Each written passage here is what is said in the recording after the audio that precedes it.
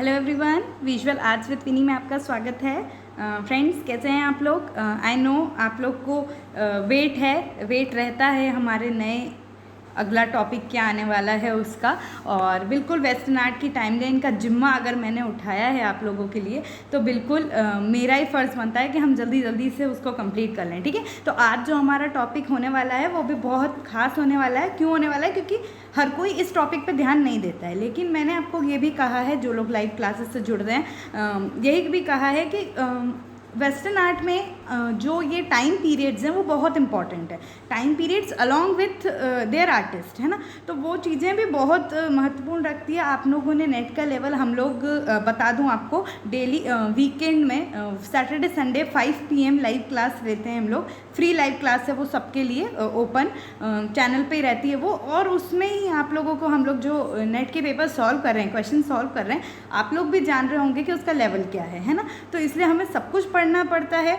और मुझे पता है आप इसलिए बोल रहे हो कि स्पीडली लेके आओ, तो स्पीडली इतना जल्दी इसलिए नहीं हो पाता है क्योंकि मुझे ऐसा चाहिए कि कंटेंट अच्छा दें आपको, और दूसरी चीज़ इजी वे में हो। वो एक्स्ट्रा की फालतू की चीज़ें जो रहती है उसको अवॉइड करके जो काम किए रहे वही चीज़ें ला पाएँ, और इसलिए थोड़ा सा मुझे टाइम लग जाता है। तो उसके लिए मैं आपको पहले ही सॉरी बोलती हूँ, लेकिन जितना हो पाता है ऑलमोस्ट आई एम ट्राइंग कि वीकेंड में मैं एक वीडियो तो दे ही पाऊँ। ठीक है, तो दोस्तों, अगर पहली बार वीडियो देख रहे हो और आप लोग मेरे को बहुत सपोर्ट कर रहे हो, नो डाउट मुझे बहुत अच्छा लग रहा है। और अगर आपको अच्छा लग रहा है ये, और अगर आप पहली बार वीडियो देख रहे हैं, तो please visual arts with Vini Telegram channel पे ज़रूर जुड़ें। उसमें आपको पूरा फ्री लाइव क्लासेस और जो कि हमारा ये videos update, notification, daily quizzes सब कुछ मिलेगा। तो आप उससे हमसे ज़रूर जुड़ें, ताकि ये जो डेली हमारा वीकली रहता है ना, वो हम डेली इंटरेक्ट कर पाएँ आपको। ठीक है, और आप ऐसा फॉलो कर सकते हैं इंस्टाग्राम, टेलीग्राम पे।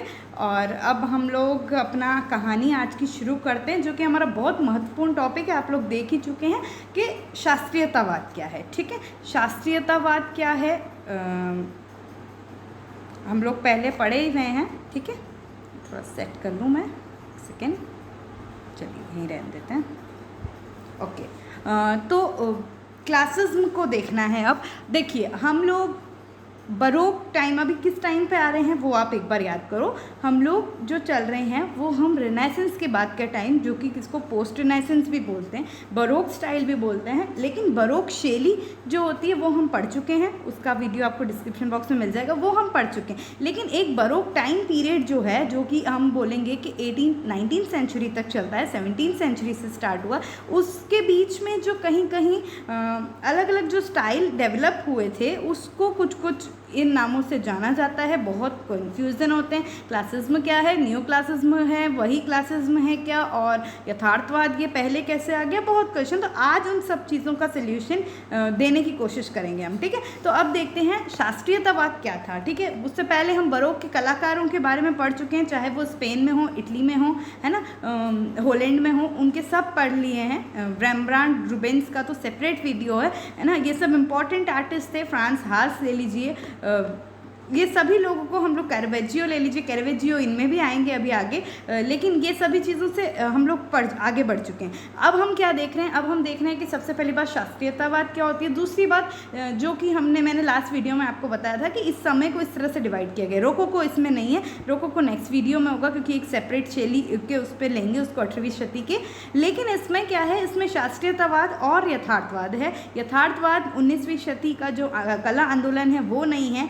17वीं 18वीं शती में जिन आर्टिस्ट ने रियलिस्टिक वर्क करने की कोशिश करी, उस समय को भी कहीं कहीं यथार्थवाद कहा जाता है, और उसी चीज़ को हम पढ़ेंगे। इसलिए वो जो आर्टिस्ट जो कि बरोक पीरियड के ही कहलाते थे, लेकिन हमने उनको अभी तक अपने प्रीवियस वीडियो में नहीं लिया। इसलिए नहीं लिया क्योंकि वो हम अब देखेंगे। ओके, तो ये थोड़ा सा मैं छोटी सी बात आपको इसलिए कहती हूँ तो आपको समझ आ जाए कि हम आज क्या करने वाले हैं। ठीक है, तो देखिए शास्त्रीयतावाद क्या थी, पढ़ लेते हैं। 17वीं शती के अंत में, जो 17वीं सेंचुरी का एंड हो गया था, ठीक है, शास्त्रीय वास्तु के प्रति रोमन जनता में रुचि उत्पन्न हुई। जो रोमन लोग जहाँ रोम में रहते थे, तो शास्त्रीय वास्तु क्या, रोम का टाइम याद करो, किस तरह से वहाँ पे जो भी वॉल्स बनी थी, बेसिलिकास बनी थी, है ना, और बहुत सारे रोम में तो बहुत सारे पब्लिक प्लेसेस बने ना, थिएटर्स बने थे, बहुत सारी चीज़ें थी, है ना, याद करो आप उसको।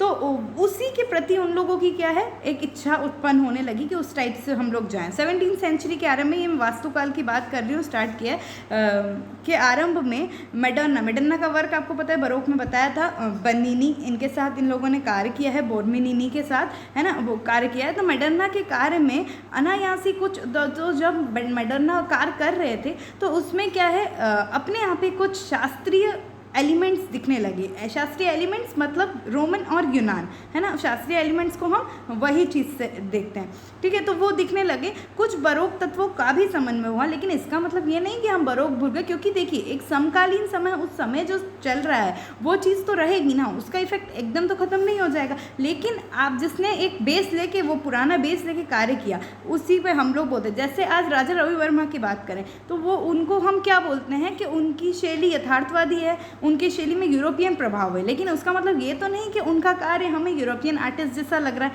नहीं लग रहा। क्यों? क्योंकि वो हैं भारतीय और इसलिए उसमें भारतीय प्रभाव आया है, और भारतीय तो हैं, उनकी शैली भारतीय, लेकिन हम उसमें यूरोपियन प्रभाव आया। उसी प्रकार से अगर उस समय ये लोग बरोक वाले थे, बरोक के टाइम के आर्टिस्ट हैं, 17वीं शती के एंड के आर्टिस्ट हैं, है ना, मेडोना इस समय के आर्टिस्ट हैं अगर, तो भी ग्रीक रोम देखिए आप, 330 ईसा पूर्व उस समय का समय वाली चीज़ अभी अगर आप लेंगे तो साथ में उनका बरोक का मिक्सचर भी है, समन्वय है। वास्तु में बरोक तथा रोमन तत्वों का बहुत अधिक सम्मिश्रण चल रहा था, मिक्सचर चल रहा था, जिसका प्रमुख प्रयोग था कार्लो फोंटाना था, ठीक है। ये इनका सिर्फ नाम ज़्यादा सा याद करने की ज़रूरत है, वास्तु में हम इतना कुछ नहीं पढ़ने वाले हैं, इसलिए बस थोड़ा सा कहीं सुन लो नाम तो आपको याद रहे, इसलिए, है ना। कार्लो फोंटाना, उनने जो है बरोक और शास्त्रीय एलिमेंट्स को आर्किटेक्चर में यूज़ किया, ठीक है। अब देखते हैं इस समय के वास्तु में बरोक तत्व हैं, फिर भी स्तंभों, भित्ति स्तंभों, ललाट पथ आदि में एक शास्त्रीय व्यवस्था।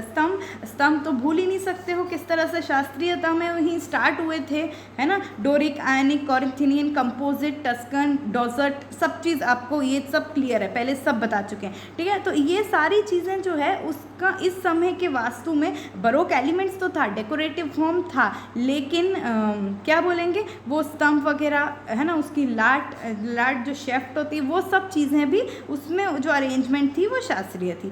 सोलोमन डे ब्रसे फ्रांस का एक प्रथम वास्तुकार था। कौन? सोलोमन डे ब्रसे, फ्रांस का फर्स्ट वास्तुकार कहलाता है, आर्किटेक्ट कहलाता है, जिसने भवन निर्माण में सम मात्रा का पूरा ध्यान रखा, जिससे कि किसी भवन को स्वयं में संतुलित बूंस के रूप में अनुभव किया जा सके, है ना। मतलब एक उसकी जो संतुलन, बैलेंस्ड फॉर्म होता है वास्तु को लेके, उसका बहुत बेहतरीन तरीके से ध्यान दिया। पिलर्स वगैरह जो भी अरेंजमेंट करना है वो उन्होंने बहुत बढ़िया तरीके से किया, और यही चीज़ शास्त्रीयता है। मेन चीज़, कोई भी शास्त्रीयता पूछे आपसे तो वो बरोक टाइम में जब रोमन प्रभाव आया, रोमन का इन्वॉल्वमेंट, मतलब उसका इफेक्ट दिखने लगा, this is known as classism, और कुछ भी नहीं है, ठीक है। बरोक भवन की भांति गति संबंधी सनसनी उत्पन्न करने का प्रयत्न नहीं किया गया है। भवन का सामने के भाग बहुत सादगी से बनाया गया, केवल प्रवेश द्वार में भूतल की स्तंभ दीर्घाओं में ही कुछ अलंकरण। अब डिफरेंस देखो कैसे डिफरेंस है। अभी मैंने बरोक की वास्तुकला आपको बताई, मेडोना ने बनाया, बोर्मिनी ने बनाया, है ना, जब स्टार्टिंग किया था क्या बनाया था उनका, आपको एक अभी याद दिलाती हूँ, अभी का ही था। कैसा उनने जो कोलोनेट्स बनाए, कोलोनेट्स मतलब पिलर्स के जो ग्रुप है ना, वो बनाए, वो ऐसे बनाए थे एक गति में। बर्मिनी ने बनाया, कितना गति में बनाया, एकदम राउंड उसमें, है ना, याद करो दिखाया था। वैसे ही बोर्मिनी ने बनाया, पर्सपेक्टिव ऐसा बनाया कि भ्रम उत्पन्न कर देता था, उस प्रकार से बनाया, ऐसा दिखता था कि वो गति में है, इस तरह से। लेकिन यही चीज़ क्लासेस में क्या अंतर आया कि भले 17वीं शती का समय था, लेकिन उन लोगों ने जो कोलोनेट्स बनाया वो बहुत सिंपल थे, बहुत सिंपल। इट मीन्स रोम जैसे। रोम में कैसे स्टार्टिंग, है ना, चाहे वो पेरिस्टाइल हो, डायस्टाइल हो, पेरिफेरल हो, सीडो पेरिफेरल हो, ये क्या है, ये आपको मैं ये इसलिए कर रही हूँ ताकि रिवीजन हो, है ना। जब वो 2 स्तंभ रहते हैं, डायस्टाइल होता है, पेरिफेरल 4 स्तंभ, है ना। तो सिंपल, बस आगे 4 पिलर्स, इस प्रकार से सिंप्लिसिटी में कार्य होने लगा। अलंकरण हुआ, नो डाउट पिलर्स में अलंकरण हुआ, क्यों? क्योंकि अलंकरण बरोक की चीज़ थी, लेकिन जिस सादगी से पिलर्स अरेंज हुए वो रोम की थी, ठीक है। तो यही चीज़ को थोड़ा सा, ताकि आप लोग को याद रहे इसलिए ये चीज़ बताते हैं बस। तो दोनों में ओवरऑल क्लासेस में यही है, बरोक में रोम प्रभाव, शास्त्रीय प्रभाव, ठीक है। अब न्यू क्लासेस में को ऐड अभी नहीं करूँगी, बता सकती हूँ इसका डिफरेंस, लेकिन ये तब बताएंगे जब न्यू क्लासेस में पढ़ेंगे, नहीं तो आप कंफ्यूज हो जाओगे, ठीक है। अब देखिए 17वीं शती की मूर्तिकला, अब अपन वो वास्तुकला में तो ये चेंज थी, मूर्तिकला में भी प्रबल शास्त्रीयता, बिल्कुल, क्योंकि शास्त्रीयता की मूर्तिकला तो अपने आप में फेमस है, आज तक है ना, तो हम सब अनुकृत कर सकते हैं उसको, है ना। तो उसी प्रकार से 17वीं सेंचुरी में भी क्या हुआ, उसकी शास्त्रीयता ग्रीक, यूनानी प्रभाव, रोमन प्रभाव मूर्तिकला में लिया गया। फ्रांस, इंग्लैंड और हॉलैंड में इस समय अच्छे मूर्तिकार नहीं थे, केवल कौन थे? ड्यूकिनास थे।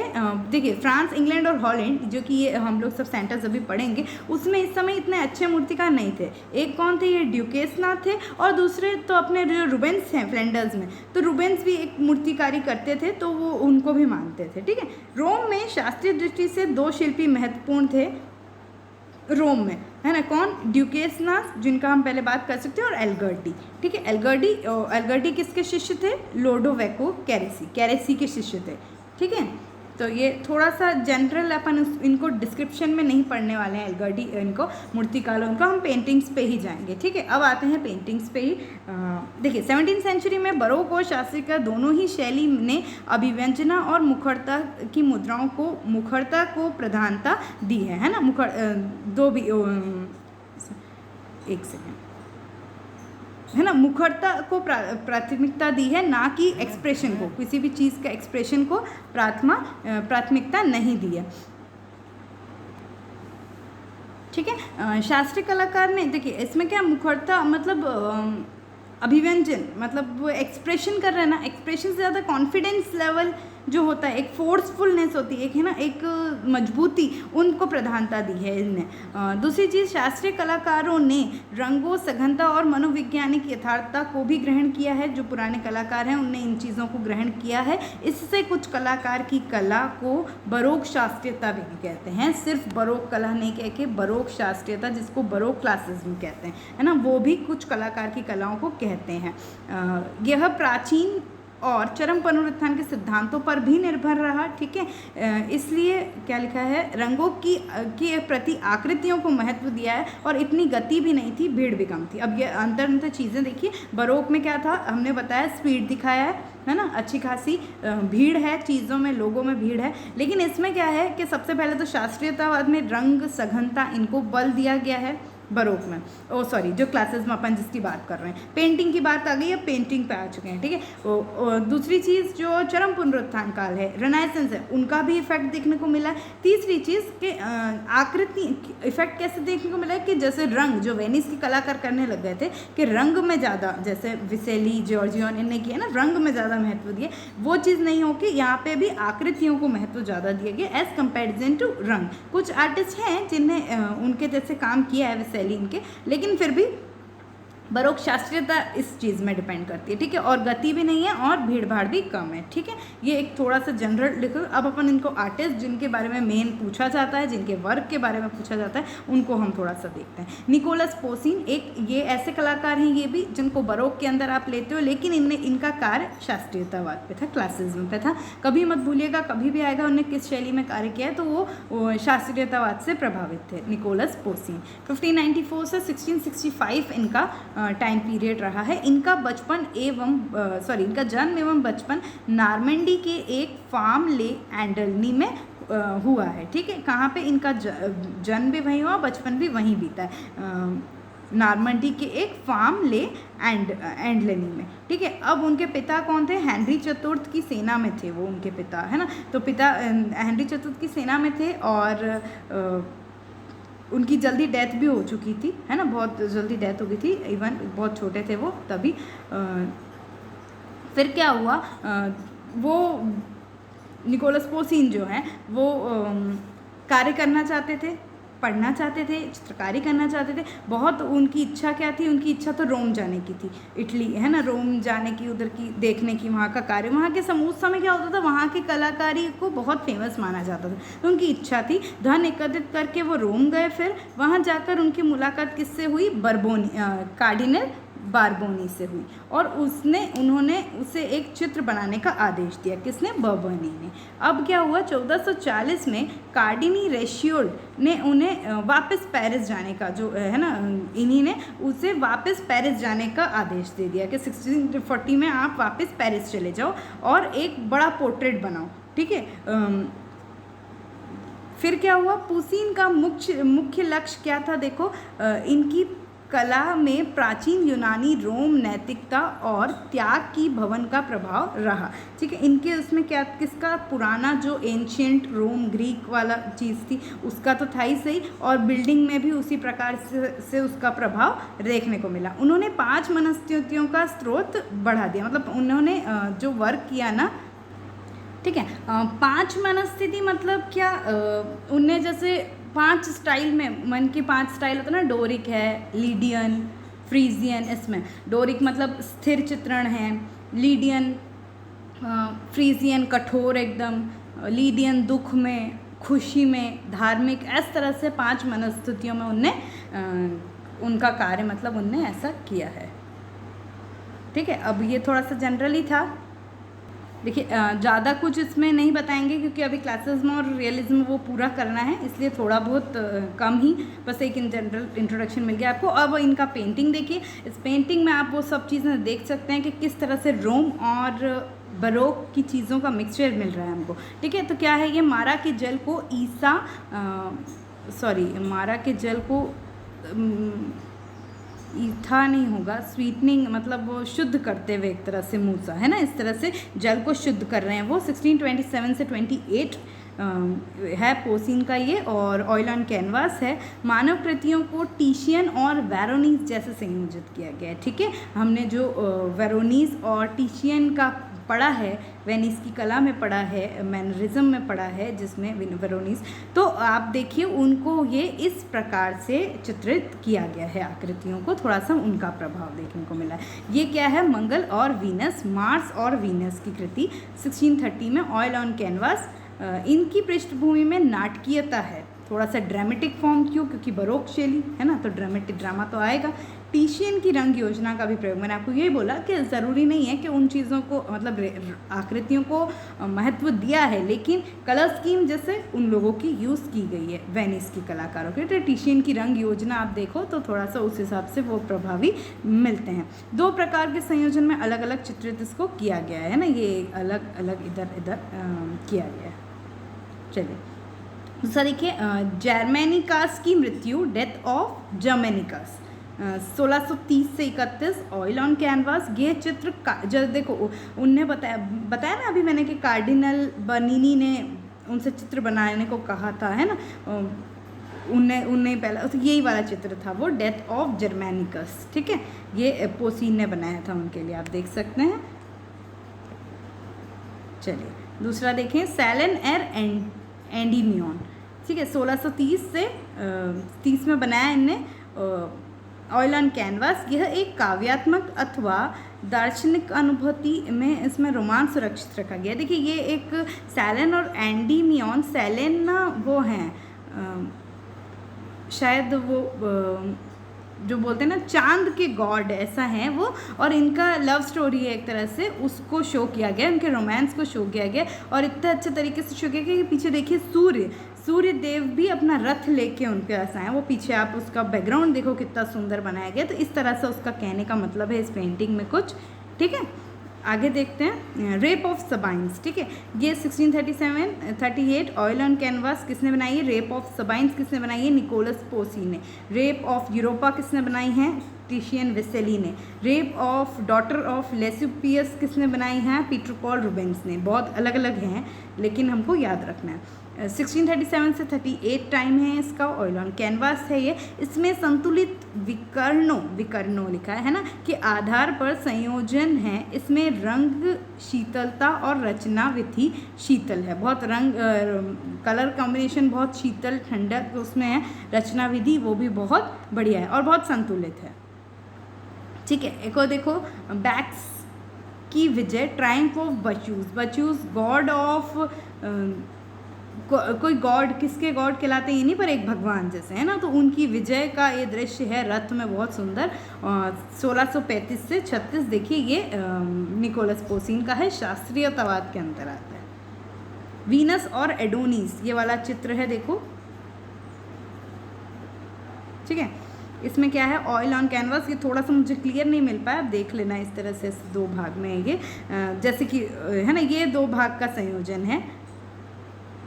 इसमें एक दार्शनिक पुस्तक में कामेच्छा में निरंतर आवेशित रहने वाले प्राणी के रूप में खरगोश का उल्लेख का आधार लेकर एक और वीनस एडोनिस हैं और दूसरी ओर खरगोश पकड़ते क्यूपिड। ठीक है, एक तरफ वीनस और एडोनिस हैं और दूसरी तरफ खरगोश पकड़ते क्यूपिड। इस तरह से उनका कॉम्पोजिशन 2 पार्ट्स में है और ये निकोलस पोसीन ने बनाया। ठीक है, थोड़ा क्लियर नहीं मिल पाया है, कोई बात नहीं, देख लेना आप। 7 सैक्रामेंट्स, ये भी निकोलस पोसीन का है। 7 सैक्रामेंट ऑयल ऑन कैनवास, इस तरह से देखिए, जीसस क्राइस्ट हैं और इस तरह से यहाँ 7 सैक्रामेंट्स उनके साथ है।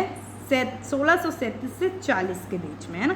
पेंटिंग्स देखनी ज़रूरी है इसमें ज़्यादा, इसलिए मैंने सोचा वो बता दें तो ज़्यादा बेहतर होगा, क्योंकि बहुत सारे मैथ्स द कॉलम्स और इनमें ये सब चीज़ें आ जाती है। Holi family in the bathtub, पवित्र परिवार स्नान के पात्र सहित। ठीक है, ये भी किसने बनाया, पोसीन ने बनाया। आज national gallery of modern art Washington में है ये, 1648 में इनने बनाया था। और ऑयल ऑन कैनवास, ये भी देख लीजिए आप, पूरी फैमिली और बाथटब के उधर स्नान करने के समय वो वाली चीज़ है। वुमेन वॉशिंग हर टीथ। अच्छा, अब क्या हुआ था, अब जैसे ये रोम लौट गए थे, जब ये इनका थोड़ा बाद का टाइम था, तो इस समय ये हुआ था इनने, अब जब पोसीना रोम से लौट गया था तो उसने थोड़ा सा एक तरह से धार्मिक चित्रण भी चालू किया, जो हमने देखो पहले देखा वॉर वगैरह के थे, है ना। उसने वो जो आगे किया उधर कार्य किया है ना, लेकिन जब वो रोम से लौटा तो उसने थोड़ा सा धार्मिक लैंडस्केप भी करा और धार्मिक चित्रण, जिसके अभी ये पीछे देखा है, देखिए ये सब धार्मिक चित्रण है, वो भी उनने करा। ठीक है, ये सब क्राइस्ट बाइबल से रिलेटेड ये चित्रण भी करा और लैंडस्केप की तरफ भी, तो उसमें से ये बहुत बेहतरीन है, जिसका ध्यान आकर्षित, हम बोलेंगे फिगर्स पे जाता ही नहीं है, सीधे उसका लैंडस्केप पे ही जाता है, उसका सब नेचर उस पे ही जाता है। 1650 में उन्होंने इस प्रकार से भी किया था, वुमेन पैर धोती हुई स्त्री, इस तरह की पेंटिंग उन्होंने बनाई थी। ये triumph of Neptune and Amphitrite, Neptune और एम्फ्रोडाइट की विजय, ये वाले पेंटिंग ऑयल ऑन कैनवास 1634 में इसी समय का किया है उनने। इसमें क्या है, फिगर्स को ज़्यादा महत्वपूर्ण मतलब अहमियत दी गई है, जैसे कि उसमें लैंडस्केप में ज़्यादा अहमियत दिया था, वैसे इसमें फिगर्स में दी गई। एम्फ्रोडाइट जो है उनको केंद्र में बिठा रखा है, देख रहे हैं आप, और बादलों और कर्मों से ऊपर से उड़ते हुए है ना, ये सब उनको एक तरह से संबोधित कर रहे हैं। इस प्रकार से सबका ध्यान इन्हीं पे आकर्षित है, किस पे, एम्फ्रोडाइट पे। ठीक है, तो ये एम्फ्रोडाइट और नेपच्यून की विजय, ये वाला पेंटिंग है। चलिए, ये आर्केडियन शेपर्ड्स बहुत महत्वपूर्ण है, देखें इसमें 1637 से 38 oil on canvas, Louvre museum Paris में है ये, है ना आज। और इसमें क्या है, तो 3 चारवाहे, ये एक रहस्यमयी कब्र है, उसकी वो दे रहे हैं, कब्र है उसमें ये 3 चारवाहे शेपर्ड्स जिनसे कहते हैं, वो रहस्यमय मकबरे के चारों ओर इकट्ठे हुए दिखाई गए हैं, जो एक तरह से मौत की छाया को दर्शाता है। ठीक है, तो ये थे निकोलस पोसीन, है ना। इनको देख लिया हमने, इनके कोई पुत्र नहीं थे, इनने अपने छोटे भाई के या बड़े भाई के नहीं पता, उनके ही बेटे को गोद लिया था, उनका नाम था गैस्पर पोसीन, और उन्हीं ने फिर वो एक दृश्य चित्रकार बने थे वो भी। ठीक है, और ये बढ़िया, इनने तो सब मतलब एक तरह से मिक्सचर ही हैं ये, आकृति संयोजन भी बहुत अच्छा है, लैंडस्केप भी। अब आते हैं एक छोटे से आर्टिस्ट एनिबेल केरासी सॉरी, जिनके शिष्य अभी बताया था अपन ने, आगे है ना बात की थी। अब देखते हैं ये 3 भाई थे। केरासी कौन, 3 भाई कौन से थे? लुडोविको केरासी बोलोना के एकेडमी के शिक्षक थे ये। कौन थे? लुडोविको केरासी। दूसरा भाई है ऑगस्टिनो केरासी, जो कि उत्कीर्णक एनग्रेवर थे। और तीसरे ये थे, ये अच्छे बहुत निकल गए थे इसलिए इनका नाम प्रसिद्ध है। केरासी 3 ब्रदर्स थे, ठीक है। अब बताते हैं एनिबल केरासी श्रेष्ठ था। उसने 1584 से 91 में बोलोना में वॉल पेंटिंग्स का वर्क किया था। एक भवन की ढेलनाकार छत, देखिए अब हम रोम में हैं एक तरह से, है ना, ये पूरी रोम की बात हो रही है। ये कलाकार जो हैं जिनका अभी हम बात करेंगे, मोस्टली जन्म जहाँ भी हुआ उनका काम उनका लाइफस्टाइल रोम में बीता है ज़्यादा। जैसे अभी पोसिन की भी बात की कि उनकी भी इच्छा थी और वो चले गए थे बहुत कम एज में, और फिर रोम में काफ़ी कार्य किया उन्होंने। इसी प्रकार से ये भी हैं। तो रोम की बात हो रही है यहाँ पे, है ना, बोलोना में म्यूरल बनाए जैसे, तो वहाँ की ढेलनाकार छत्र, मतलब आप समझते हो जो मैंने बताया था बैरल वॉल्ट आपको, उसमें रोम में वही उसकी छतों पे उनने अब चित्रांकन कार्य किया। ये लिखा हुआ है बैरल वॉल्ट, देखो, है ना। तो बिल्डिंग्स की जो बैरल वॉल्ट थे उस पर उनने चित्रांकन कार्य किया। किसने? केरासी ने, एनिबल केरासी।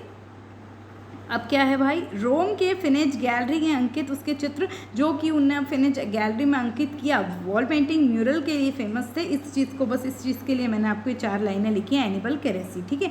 उनके चित्र इतने बढ़िया थे कि वो उसको देख के किसकी याद आती है? माइकल एंजेलो, सिस्टाइन चैपल, उनके मतलब उनकी याद आ जाती है ना। कहा जाता है कि चरम पुनरुत्थान कला और शास्त्रीय कला की चुनी गई विशेषताओं को लेकर जो चित्रांकन किया था, ये इसमें दिखता है, इनके आर्ट वर्क्स में भी दिखता है। और दूसरी चीज़ हम बोलते हैं कि इलेक्टिसिज्म क्या होता है। ये छोटी छोटी चीज़ें हैं, टर्म आ जाती है इससे। इलेक्टिसिज्म मतलब कि चरम पुनरुत्थान काल की, इलेक्टिसिज्म मतलब चुनना, है ना, चुन रहे हैं हम, तो उसकी बेस्ट चीज़ चुन ली, हायर रेनेसांस की बेस्ट चीज़ चुन ली, और आपकी शास्त्रीयता की बेस्ट चीज़ चुन ली, और दोनों को मिला के उस समय को क्या बोलते थे? इलेक्टिसिज्म कहते थे। इसमें कार्य किए ये लोग, ठीक है। क्या हो गया?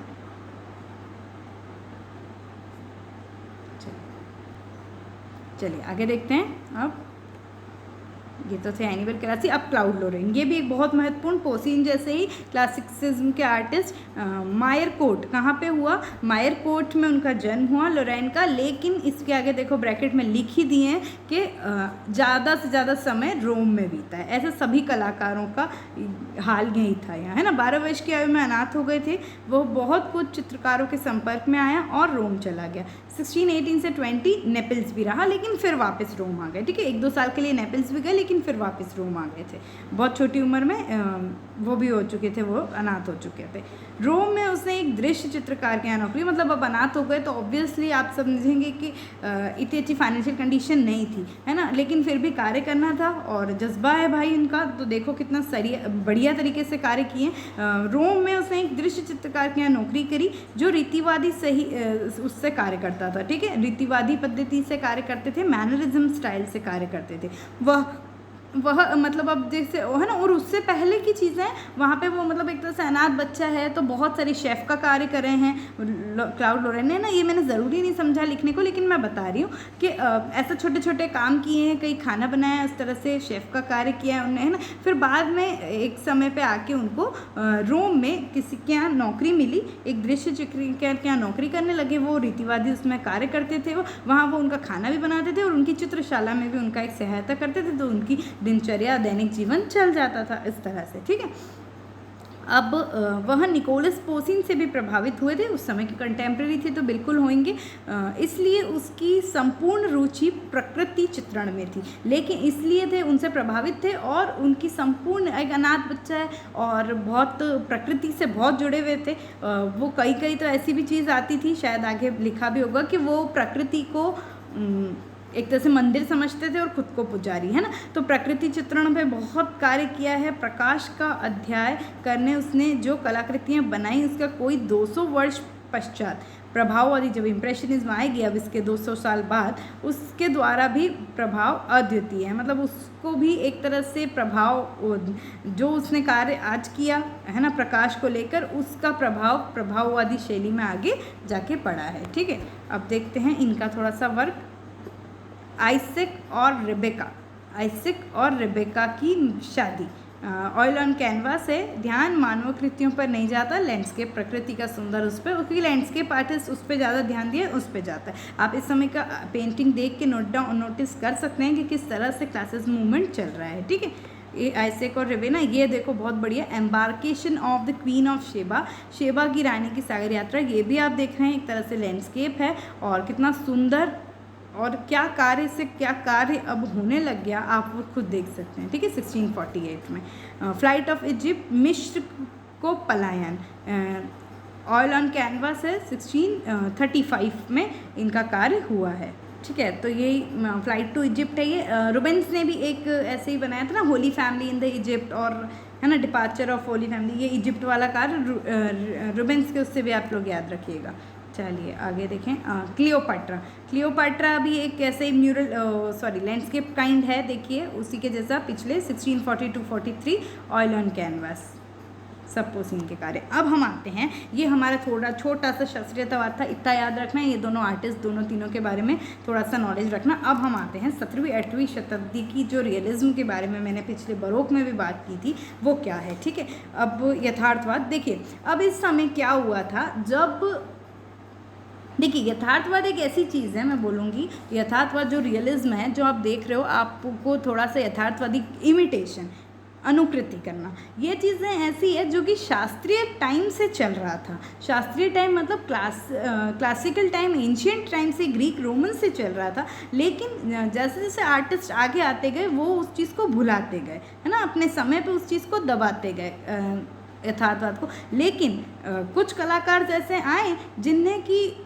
उसके तत्कालीन समय जो आर्ट वर्क चल रहा था, मीन्स उस समय जो चल रहा था, उस कंटेम्प्रेरी जो चल रहा था, उसमें यथार्थवादी चीज़ों को उभारने की कोशिश करी, है ना, क्योंकि एक इन जनरल है, हम आर्टिस्ट हैं, हम कुछ भी हम कैसे भी इनोवेशन कर सकते हैं। तो वही चीज़ उन्होंने करने की कोशिश करी, जो चीज़ें समय समय पर दब गई थी लेकिन समय समय पर उभरी भी। मैं बोलूँगी यथार्थवादी शैली बहुत समय समय पर उभरती भी गई, जैसे कि अभी 19वीं शताब्दी में भी कला आंदोलन आएगा, गुस्टाव कॉर्बेट ने ही उसका इन्वेंशन किया है, नो डाउट। लेकिन हम ये बोलेंगे कि 17वीं 8वीं शताब्दी में भी यथार्थवादी में कार्य किया है और बहुत सुंदर कार्य किया है। तो ये समय वही था जब कि उन लोगों को बरोक एलिमेंट्स के साथ रह के ही कार्य करना है, लेकिन प्रभाव किसका देना है, रियलिस्टिक का प्रभाव किसका देना है, यथार्थवादी का। तो यथार्थवाद जब प्रभाव लाए, वो एक तरह से कि एज इट इज़ जो दिख रहा है वैसा बनाने का है, वो वाली चीज़ 17वीं 8वीं शताब्दी की यथार्थवाद कहलाई, रियलिज्म कहलाई, है ना। तो यही चीज़ है। हम लोग कैरोवेचियो, जब मैंने आपको बरोक पीरियड लास्ट वीडियो में बताया,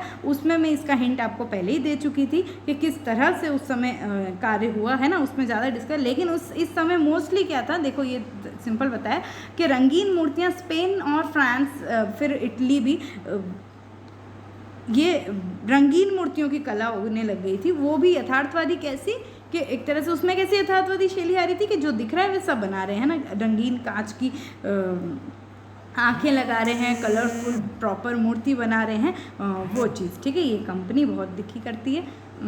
ये चीज़ें जो है, ये एक चीज़ तो ये थी। दूसरी चीज़ है कैरोवेजियोवाद, जो मैं आपको कैरोवेजियो के समय बता चुकी हूँ क्या कि बरोक शैली थी, लेकिन उसमें क्या इफ़ेक्ट दिया उन लोगों ने, और कैरोवेजियो ने क्या बोला कि भाई जो जैसा दिख रहा है मैं तो वैसा ही बनाऊंगा। उसने बहुत चीज़ें ऐसी करी, लोगों ने विरोध भी किया, धार्मिक लोगों ने तो बहुत विरोध किया। क्यों? क्योंकि कैरोवेजियो ने क्या किया था, बताया मैंने पिछली बार, लेकिन एक थोड़ा सा हिंट वापस याद दिलाती हूँ। कैरोवेजियो ने क्या किया था कि उनने एक तरह से अकॉर्डिंग टू बाइबल ऐसा है कि जो नॉर्मल ह्यूमन है, नॉर्मल इंसान है, वो ईश्वर से डायरेक्ट नहीं मिल सकता, वो ईश्वर से संतों के द्वारा मिल सकता है। ये इस तरह की उनका कुछ था, अगर मैं गलत बोल रही हूँ तो माफ़ कीजिएगा, थोड़ा बहुत ऐसे ही पढ़ा था मैंने। लेकिन कैरोवेजियो ऐसा नहीं समझता। कैरोवेजियो ने एक तरह से व्यक्ति को ईश्वर से को सीधे रास्ते मिलवा दिया था, है ना। ऐसी बहुत चीज़ें, संतों के पैर धूल से सने बताए थे। ये चीज़ों को क्या है, उन्हें रियलिज्म में लाया कि भाई मुझे जैसा दिख रहा है मैं वैसा करूँगा। कपड़ों के कलर्स चेंज करें, तो उससे विरोध भी हुआ, लेकिन रियलिज्म पे कार्य किया। तो यही चीज़ को कैरोवेजियोवाद, इतना यथार्थवादी उसमें बरोक एलिमेंट्स थे, लेकिन इतना यथार्थवाद में कार्य किया कि वो एक समय कहला गया कैरोवेजियोवाद, ठीक है। एक चीज़ ये भी थी। फिर और कला आई हॉलैंड में, डच में। हॉलैंड के आर्टिस्टों ने भी यथार्थवादी चीज़ों को चालू किया, जो जैसा है वैसा बनने की कोशिश करी, बनाने की कोशिश करी। तो ये समय 17वीं 8वीं शताब्दी का यथार्थवाद है। कुछ आर्टिस्ट हैं जिनको पढ़ना बहुत ज़रूरी हो जाता है, वो हम अभी देखेंगे। देखिए यथार्थवादी हॉलैंड, देखिए 17th सेंचुरी हॉलैंड में, 18th सेंचुरी को हम फ्रांस का लेते हैं, ठीक है। अब ये तीसरे प्रकार के यथार्थवाद का उदाहरण है। इससे लोगों के जीवन यापन पद्धति की यथार्थता है। जो भी लोग नॉर्मल जनजीवन में एक तरह से अब कार्य होने लगा। रियलिज्म में क्यों बोल रहे हैं कि जनजीवन जो कर रहा है, जैसे तो कॉन्सर्ट है, म्यूजिक कॉन्सर्ट चल रहा है, मिल्कमेड है, ऐसे बहुत सारे आर्ट वर्क्स हैं अभी आर्टिस्ट के, वो चीज़ें होने लगी, लैंडस्केप हुआ है ना, ये सब चीज़ें क्या है दिख रहा है जो वैसे यथार्थवादी, ठीक है। तो ये हॉलैंड के उसको लिया, हॉलैंड की चीज़ें, शैलियाँ कैसे हॉलैंड में नेचर कैसे दिख रहा है, पानी की चीज़ें है ना, घाटी है, वो सब चीज़ें उसको चित्रण किया है, ठीक है। रेम्ब्रांड को छोड़कर डच कला फोटोग्राफी, रेम्ब्रांड आपको पता है हॉलैंड से हैं, डच से हैं। फ्रांस हाल्स डच से, हॉलैंड से बात कर चुके हैं। फेमस पोर्ट्रेट आर्टिस्ट हैं, वो ये भी बात कर चुके हैं। किंतु बाकी लोग क्या है, एक फोटोग्राफी यथार्थवाद रियलिज्म पे मुड़ गए, किंतु इसी गति कम थी, मतलब धीरे धीरे हुआ ये चीज़। पहले चित्रों में यथार्थवाद लाई गई, मतलब एक रियलिज्म लाई गई। उसके बाद धरातलीय विवरणों को सावधानी से अंकित किया गया, जो एक बैकग्राउंड है उसको बहुत सावधानी से अंकित किया गया। यहाँ तक कि दृश्य चित्रों में भी बहुत बारीकी से कार्य किया, इतने बारीकी से कार्य किया कि एक वो रियलिज्म में आने लगा, कि जैसे पत्तियाँ हैं उसको बहुत डिटेल में बनाने लगे। ये कार्य उन्होंने किया रियलिज्म के अंदर हॉलैंड के। इस समय में संयोजन में भीड़ भाड़ नहीं, है ना। वान गोयान, पॉर्सलीस, हेडा ब्रेवर, निकोलस मीस, जॉन वर्मीर, पोल पोचर, वॉन ड्रूसडेल, ये सारे जो आर्टिस्ट हैं, है ना, इनके बारे में नाम आप एक बार फिर से देखो। वान गोयन, पॉर्सलीस, हेडा ब्रोवर, निकोलस मीस, जॉन वर्मीर, पोल पोटर, वॉन ड्रूसडेल, ये सारे आर्टिस्ट जो है ना, ये इन 17वीं शताब्दी के हैं, लेकिन यथार्थवादी शैली को यूज़ किया है। इसमें अब हम एक दो पढ़ेंगे, एक वर्मीर देखेंगे, ड्रूसडेल देखेंगे, जिनका इंपॉर्टेंट वर्क्स भी आते हैं और थोड़ा सा देखने की ज़रूरत है, ठीक है। तो ये एक जज चित्रकार हैं, जॉन वर्मीस, जोनास वर्मीर के नाम से भी कहीं कहीं मिलेंगे आपको। 1632 से 75 का समय, अच्छा खासा कार्य। यह एक डच चित्रकार हैं, डेल्फ्ट के निवासी हैं, इसलिए बहुत सारे डेल्फ्ट के लैंडस्केप भी बनाए इन्हें। डच चित्रकार हैं, ठीक है। हॉलैंड ही, इन्होंने जीवन के विषय में बहुत कम ज्ञान है, मतलब बहुत कम ज्ञान है। 200 वर्ष तक तो एक ये चीज़ भी थी, वर्मीर के बारे में आप क्वेश्चन आ सकता है कि इनको बेचारे ने, इनने इतना कार्य किया था लेकिन पता ही नहीं था कि ये इनका कार्य है, और किसी और के नाम से ये कार्य बिकता था। इनको मतलब अपनी आइडेंटिटी ही बहुत समय बाद मिली है, तो ये एक बहुत बड़ी बात है, ठीक है। इनके शिक्षक कौन थे? फैब्रिटियूस है ना, इनके शिक्षक थे, उसके पास उन्होंने सीखा। उनकी शादी हो गई थी कैथरीन बोलेंस के साथ। किसके साथ? कैथरीन बोलेंस। और उसी के मतलब 8 बच्चे भी थे, ठीक है। वर्मीर जो है एक ह्यूक आर्टिस्ट भी है इस समय के, मैंने इसको उनको लिया नहीं है, अच्छे कलाकार हैं वो, उनसे छोटे हैं ये, है ना, 3 साल छोटे हैं। अब 1662 और 72 में सेंट ल्यूक के कलाकार संघ, जैसे कि गिल्ड में बने हैं वो लोग सभी, मासेच्चियो हैं, लियोनार्डो विंसी, माइकलएंजेलो, ये लोग सब भी क्या है ऐसा गिल्ड में जुड़े थे ना, तो इसी प्रकार से ये भी ल्यूक के संघ का अध्यक्ष बन गए थे।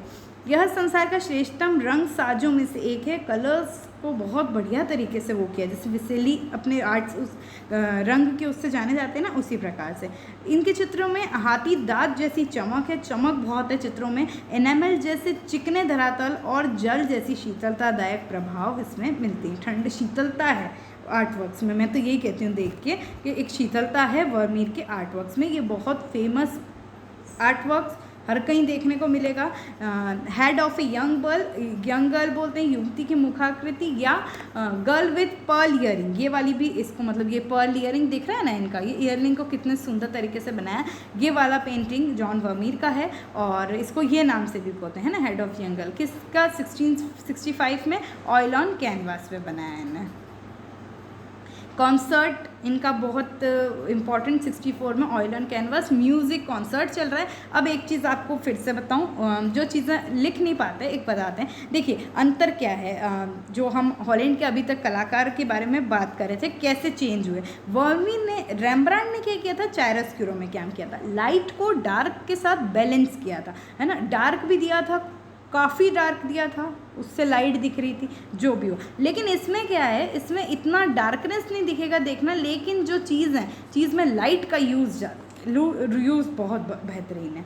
वही बहुत बेहतरीन तरीके से किया है कि चीज़ चमक रही है एक तरह से, है ना, अपने आप को अट्रैक्ट कर रही है। तो ये चीज़ है एक क्या है, कॉन्सर्ट, संगीत का कार्यक्रम। ये बहुत बढ़िया पर्ल नेकलेस, जैसे पर्ल इयररिंग्स वाला भी था, ये एक पर्ल नेकलेस, एक महिला है दर्पण के सामने अपना, अब यही चीज़ हो गई यथार्थवादी, बिल्कुल जो देख रहे हैं वो बन रहा है। उनका सल वगैरह देखो, उनका कपड़ों का काम देखो, रियलिस्टिक में कर रहे हैं वो, ठीक है, लेकिन इफ़ेक्ट बरोक का है। यही चीज़ें आप बोलेंगे कि 17वीं शताब्दी का रियलिज्म है ना। ऑयल ऑन कैनवस 1660, वो हार पहनती हुई महिला, बहुत बढ़िया। मिल्कमेड ग्वालिन, ये नेट में भी क्वेश्चन आया कि ये किसने बनाया है ना, तो जॉन वर्मीर ने बनाया है ये ऑयल ऑन कैनवस। इस तरह से देखो कितना बेहतरीन कार्य है। लाइट का यूज़ देखिए आपके कितना वो है, डार्क को नहीं दिखाया है, फिर भी लाइट की बात अलग है ना। तो ये चीज़ है मिल्कमेड। ये है आलसी नौकर, आइडल सर्वेंट, ये भी किसने बनाया है, वर्मीर ने बनाया है 1655 में। इनकी भी आप लाइट देख सकते हो, बहुत अद्भुत है ना, लाइट का यूज़ बहुत अच्छे से किया गया है। अरे यार, इसका मैं पेंटिंग रखना ही भूल गई, देखिए अब एकदम देखा तो मैं चेक कर लेती हूँ, पता नहीं कैसे नहीं। Painter in the studio, allegory of the painting भी बोलते हैं इसको।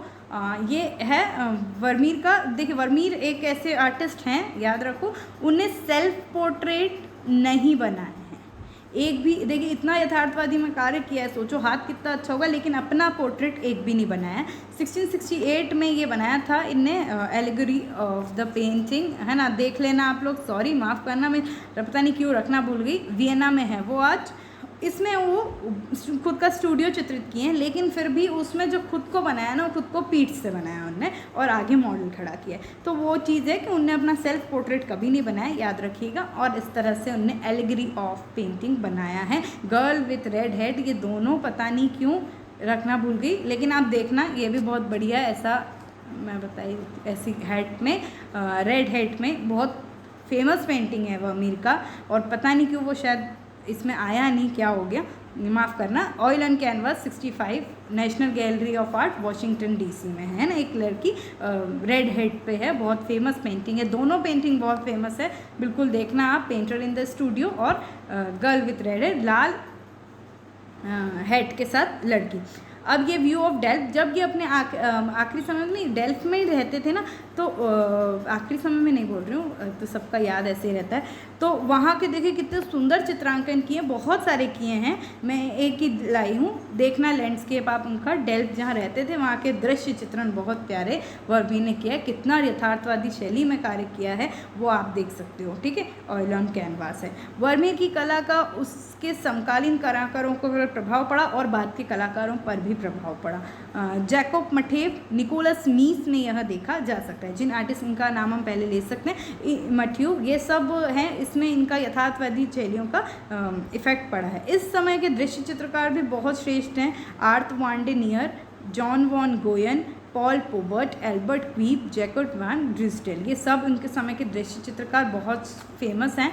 Art van der Neer, Jan van Goyen, Paul Potter, Aelbert Cuyp और Jacob van Ruisdael. Jacob van Ruisdael को हम लोग अभी देखने वाले हैं, देखते हैं ये भी कौन है। तो ये एक कलाकार हैं 1628-82, यही डच होलैंड के हैं। अभी हम लोग होलैंड की ही यथार्थवादी पढ़ रहे हैं, क्यों? क्योंकि जो अपनी मैंने वो स्पेन वाली कलरफुल मूर्ति कला की बात करी, उसको ज़्यादा पढ़ने की ज़रूरत नहीं है, बस एक इतना नॉलेज है। और कैरेवेजियो बात तो हम लोग कैरेवेजियो में ही पढ़ चुके हैं कि किस तरह से। तो ये तीसरी वाली चीज़ जो है मेन रियलिज्म में, हम वो होलैंड वाली चीज़ ही पढ़ रहे हैं। अब आते हैं जैकोब वॉन ड्रिस्डेल, ये भी होलैंड के कलाकार हैं और अपने दृश्य चित्र के लिए जाने जाते हैं, ठीक है। बहुत सुंदर होलैंड, वहाँ के ही दृश्य चित्र, ये इसमें एक ये समय डिवाइड है ना। तो उस वहीं के दृश्य चित्र के बारे में जैकोब ड्रिस्डेल जाने जाते हैं, बहुत सुंदर सुंदर बनाए हैं, ठीक है। उनने साधारण दृश्यों को भी सजीव बना दिया, एक सिंपल दृश्य उसको भी सजीव बनाया है। जैकोब के शिष्य और मित्र होबिन्ना ने भी दृश्य चित्र में बहुत विनम्र भाव दिखाया। कौन? होबीना भी थे, वो इनके शिष्य भी कहलाते हैं और मित्र भी। होलेन में इस समय के चित्रकार में 3 प्रवृत्तियों में कार्य हुआ। कैसा? एक सामान्य जनजीवन, जो कि हमने अभी पहले देखा, वर्मीर का भी देखा किस तरह से सामान्य जनजीवन पे वर्क हुआ है। दूसरा प्राकृतिक सौंदर्य जो कि दिख रहा है, और तीसरा क्या है, एक मिनट,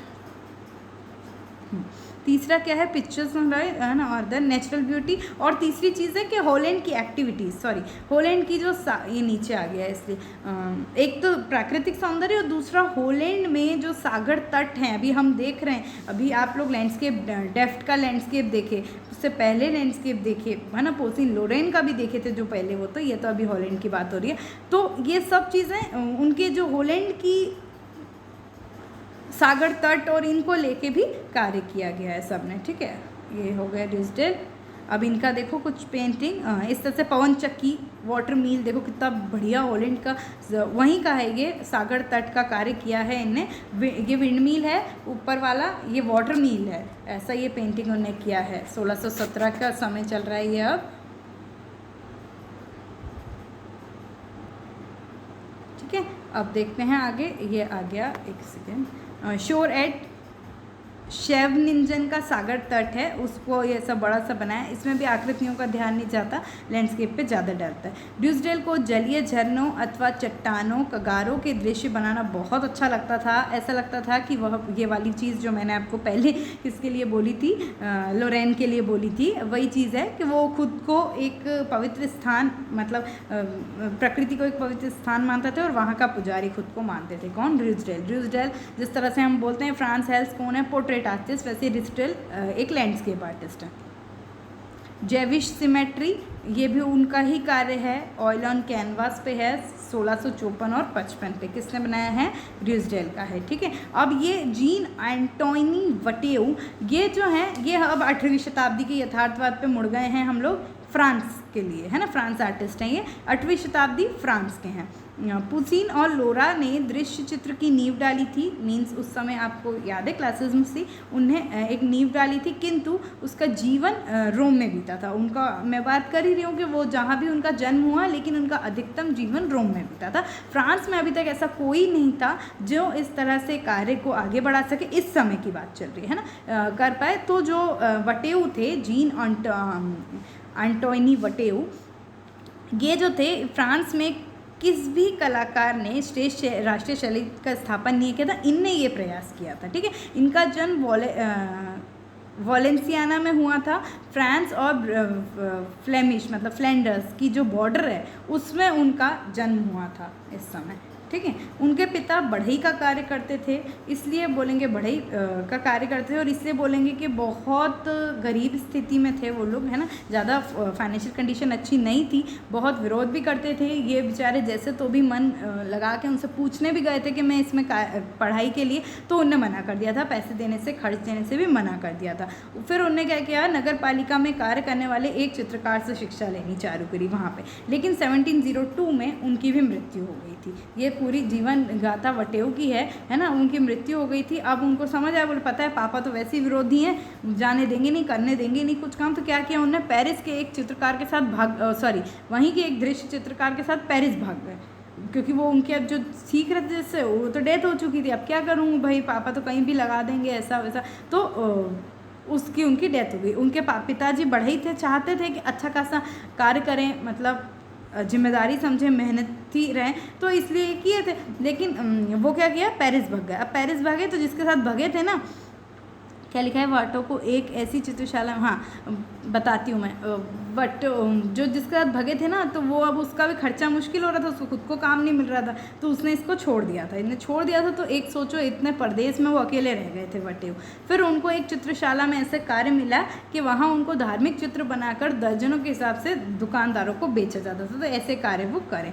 फिर उनने क्या किया, ये पूरा इंग्लिश इसका कर नहीं पाई, उसने सेंट निकोलस का चित्र बनाया, और वह कार्य करते करते वहीं पे सेंट निकोलस का चित्र बनाया, तो वहीं कार्य करते करते उनकी मुलाकात जिलोत से हो गई, ठीक है, जिलोत से हुई।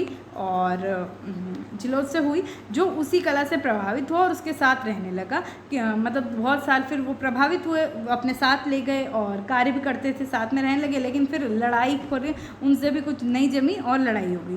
फिर उसने क्या किया, उसने रूबेन्स के गुणों का अपने मौलिक संयोजन के साथ समन्वय किया। मीन्स जो उनका एक तरह से जो मौलिकता थी, उनकी जो ओरिजिनलिटी थी, उसके साथ रूबेन्स की गुणों के साथ संयोजन किया। वह वलेंसिया लौटा थोड़े समय के लिए, जहाँ उनका जन्म हुआ था, ठीक है। फिर 1709 में फिर पेरिस ही लौट गए वो, ठीक है। इसलिए पेरिस में ज़्यादा रहे, कार्य किया यहाँ लिए, इसलिए उनको फ्रांस के कला मतलब फ्रांस के उस पर बढ़ाने के लिए कहा जाता है कि उनने उसको बढ़ाया। इटली जाने की बहुत इच्छा थी, जैसे कि सबका ही होता है ना, मैंने अभी आपको उसका लोरेन पोसीनी इनका भी बताया, सबका कि इच्छा रहती थी, पैसे जोड़ते थे, ऐसा कोशिश तो इनकी भी थी। लेकिन इनके वहाँ के जो अकेडमी के कलाकार थे ना, जैसे पेरिस के, वो लोग ये कहते थे कि आपको जाने की कोई ज़रूरत नहीं है, आप अपने मौलिकता में ही बहुत बढ़िया हो, है ना। उनने रंगों के बलों का जो वैज्ञानिक विभाजन और पूरक रंगों का जो संगीतिया प्रयुक्त की है, उनके आधार पर ही जो 19वीं सेंचुरी में वैज्ञानिक अन्वेषणों को लेकर चलने वाले कलाकारों ने प्रिज्मेटिक रंगों का प्रयोग विकास, ठीक है। बहुत इंपॉर्टेंट योगदान ये कलर के बलों का जो उनने वो किया, उसको ही आगे दे के 19वीं सेंचुरी में जो हम जानते हैं प्रिज्मेटिक कलर, एक वाइट से 7 कलर्स किस तरह से स्प्लिट होते हैं, उस कलर्स का ये इसी बेस पे लेके उन्हें लोगों ने आगे कार्य किया, ठीक है। ये कुछ पेंटिंग्स हैं उनकी, देख ली। श्रृंगार रथ महिला, lady at her toilet, France में ही है। ऑयल ऑन कैनवास, अब 8वीं शती पे आ चुके हैं हम लोग, ठीक है। इसलिए इनने कार्य बोलते हैं, इन्हें रोकोको शैली में भी कार्य किया, थोड़ा कुछ ऐसा बोलते हैं ना, रोकोको में पढ़ेंगे। सोल्जर ऑन द मार्च, आगे बढ़ते सैनिक, ये भी 8वीं शताब्दी। ऑयल ऑन कैनवास 4 सीज़न का भी किया है, मुझे ये श्योर नहीं है ये वर्क उनका है कि नहीं, बट इस तरह से 4 सीजन्स बहुत सारे आर्टिस्ट ने किया है, तो ये कार्य उनने भी किया है, ठीक है दोस्तों। तो ये था आपका पूरा अब आज कंप्लीट होता है ये 17वीं 8वीं यथार्थवाद और क्लासिज्म। अगर आपको मेरा कंटेंट अच्छा लग रहा हो तो प्लीज़ वीडियो को लाइक शेयर सब्सक्राइब करें और मुझे कमेंट सेक्शन पे लिख के ज़रूर बता दो प्लीज़। अब जो हम अगला लेके आने वाले हैं, आपके सपोर्ट के लिए थैंक यू, सबसे पहले यही बोल रहे हैं। और अब हम अगले रोकोको शैली पढ़ेंगे, जो कि 8वीं शताब्दी की कला होती है, थोड़ा सा उसको अलग से देखने की ज़रूरत है, इसलिए उस पर एक छोटा वीडियो छोटा रहेगा, वो बताएंगे। और फिर आपका फाइनली मॉडर्न आर्ट शुरू होगा, 19वीं शताब्दी फिर शायद चालू हो जाएगी, लेकिन उससे पहले ये सब पढ़ना पड़ता है, ठीक है। जाते जाते बता दूं, टेलीग्राम चैनल पे जुड़ो और मिलते हैं हम लोग अपने Saturday Sunday live class 5 PM पे। जो लोग भी सपोर्ट करो प्लीज़ शेयर करो और ज़रूर जुड़ो, ताकि लगे कि हाँ हम लोग सब साथ में। Okay, thank you so much. घर पे रहिए, सुरक्षित रहिए।